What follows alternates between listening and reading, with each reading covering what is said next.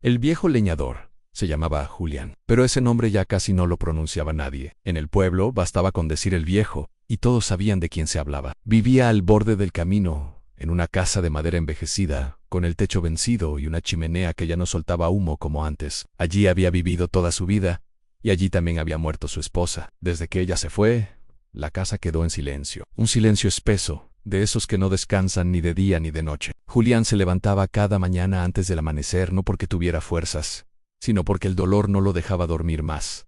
En su espalda ya no era la misma. Los años de cargar troncos pesados, de subir y bajar el monte, de luchar contra el frío y la lluvia, habían cobrado su precio. Cada paso le dolía, como si agujas se clavaran en sus articulaciones. Cada respiración profunda era un esfuerzo, un recordatorio de que su cuerpo ya no le pertenecía. Pero no tenía opción en sí. No cortaba leña, no comía. Si no comía, se moría. Así de simple y cruel era la vida, cuando no quedaba nadie que te esperara al volver a casa. Durante años había cargado la leña sobre su espalda, amarrada con sogas viejas y gastadas. Antes lo hacía sin pensar. Era un movimiento natural, una extensión de su oficio. Ahora, cada carga era una humillación para su cuerpo, una batalla perdida antes de empezar. Sus rodillas temblaban bajo el peso. Sus manos se le dormían, y más de una vez cayó de rodillas en medio del bosque, abrazando los troncos, llorando en silencio para que nadie lo viera, para que ni los pájaros fueran testigos de su debilidad. Una mañana, mientras intentaba incorporarse con una dificultad que lo avergonzaba, comprendió algo que le dio un miedo profundo a admitir. Ya no podía más no ir a Pereza. No era falta de voluntad, era el límite. Su cuerpo había trazado una línea roja que ya no podía cruzar. Esa tarde, con el sol cayendo y pintando el cielo de naranjas y púrpuras, decidió ir al mercado del pueblo. Pero no fue para vender, sino para mirar, para observar. Quizás, solo quizás, encontraría una forma distinta de seguir viviendo. Caminó despacio, apoyándose en un bastón improvisado que había tallado esa misma mañana. Al llegar, el mercado hervía de vida. Voces, risas, el balido de las ovejas, el cacareo de las gallinas, el sonido de las monedas cambiando de manos. Los hombres jóvenes cargaban sacos con una facilidad que a él le pareció casi insultante. Algunos lo miraron con lástima, una mirada que dolía más que cualquier insulto. Otros, con burla directa en sus ojos. Fue entonces cuando lo vio. Atado a un poste, apartado del resto de los animales, estaba un burro. Ámbaro, flaco, cojo, viejo, como él, tenía una pata torcida y el lomo marcado por cicatrices antiguas, historias de cargas pasadas. Sus ojos no brillaban como los de los animales fuertes y jóvenes. No rebuznaba. No se solo miraba al suelo, con una resignación que a Julián le resultó dolorosamente familiar. Sintió algo extraño en el pecho. No era compasión, era reconocimiento, como si se estuviera viendo en un espejo. Se acercó lentamente y pasó la mano por el cuello polvoriento del animal. El burro levantó apenas la cabeza, no se apartó. No ri, como si ya no esperara nada bueno de la vida, ni una caricia, ni un golpe. ¿Cuánto pides por él?, preguntó Julián, con la voz un poco ronca. El vendedor, un hombre robusto y de risa fácil, soltó una carcajada que hizo girar algunas cabezas. Ese, dijo, señalando al burro con desprecio. Nadie lo quiere. Si me das unas monedas es tuyo. No sirve para trabajo pesado. Está cojo. Las risas no tardaron en aparecer a su alrededor. Algunos hombres se acercaron para ver el espectáculo. ¿De verdad vas a comprar eso, viejo?, preguntó uno. Ni tú puedes cargar ya. ¿Y crees que ese animal te va a ayudar?, añadió otro, con una sonrisa maliciosa. Van a morir juntos de hambre en el monte. Julián escuchó todo.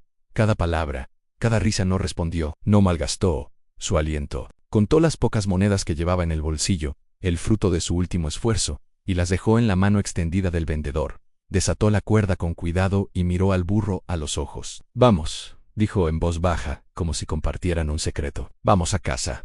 El camino de regreso fue lento, muy lento. El burro caminaba despacio, arrastrando la pata coja. Julián también caminaba despacio, apoyado en su bastón. A ratos se detenían, no para descansar, sino para respirar juntos. A ratos se miraban, pero avanzaban. Y por primera vez en mucho tiempo, Julián no caminaba solo. Los primeros días fueron difíciles, una prueba de paciencia y adaptación. El burro no podía cargar mucho peso. Julián tuvo que aprender a poner pequeñas cargas de leña bien distribuidas sobre el lomo del animal para no lastimarlo. Ya no podía cortar tanto como antes, su producción se redujo drásticamente, pero algo fundamental había cambiado. Ya no cargaba el peso solo, ni el de la lina, ni el de la soledad. En el pueblo, las risas seguían. Se habían convertido en parte del paisaje sonoro de su vida. Ahora tarda el doble en volver del monte, decían. Antes era pobre. Ahora es ridículo, comentaban en la taberna. Ese burro no durará ni un invierno. Pero Julián ya no los escuchaba. Dejó de usar los caminos de siempre, los que todos transitaban. Había aprendido una lección valiosa en los caminos fáciles estaban agotados. Todos los hombres pasaban por allí.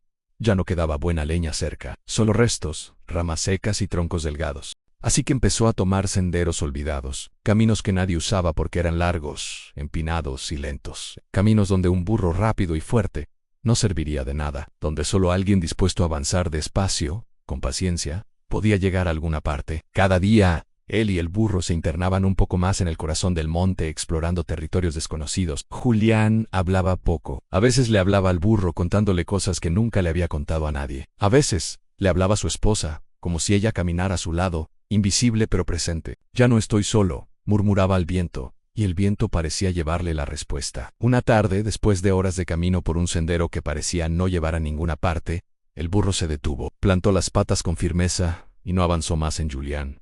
Pensó que había llegado el final, que el animal, como él mismo tantas veces, había alcanzado su límite. Se sentó en una piedra, agotado, con la cabeza baja, sintiendo el peso de la derrota. ¿Está bien?, susurró, acariciando la cabeza del burro. Hasta aquí llegamos, amigo, descansa. Pero algo lo hizo levantar la vista, una curiosidad, un presentimiento. Delante de ellos, tras un pequeño desnivel cubierto de maleza, se abría un valle que parecía intacto, un sueño, árboles altos, rectos, verdes, madera firme, de la que ya no se encontraba en tierra fértil. Era evidente que nadie había cortado allí.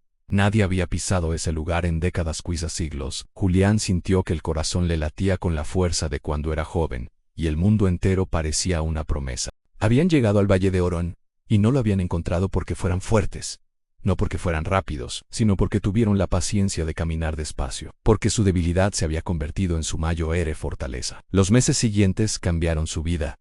Julián no se hizo rico, no se volvió joven. El burro siguió cojeando, pero la leña de aquel valle era tan buena, tan densa, que bastaba con unos pocos troncos para vender bien en el mercado. Con el dinero, comía caliente todos los días. Reparó el techo de su casa. La chimenea volvió a soltar un humo denso y alegre. Volvió a sonreír algunas mañanas, al despertar sin el peso del mundo sobre sus hombros. Y cuando en el pueblo, ahora con un respeto recién descubierto, le preguntaban cómo lo había logrado, cómo un viejo y un burro cojo habían encontrado tal fortuna, Julián miraba a su compañero, que masticaba un poco de heno a su lado, y respondía con una calma sabia: los que se burlan corren, pero no llegan lejos. Y tras una pausa añadía: los que caminan despacio llegan donde nadie más llega. El burro y el viejo siguieron juntos hasta el final de sus días, compartiendo el trabajo, el pan y el silencio, y el Valle de Oro siguió ahí, escondido en el corazón del monte, esperando a los que no tienen miedo de avanzar lento, a los que entienden que el verdadero tesoro no siempre está al final del camino más rápido.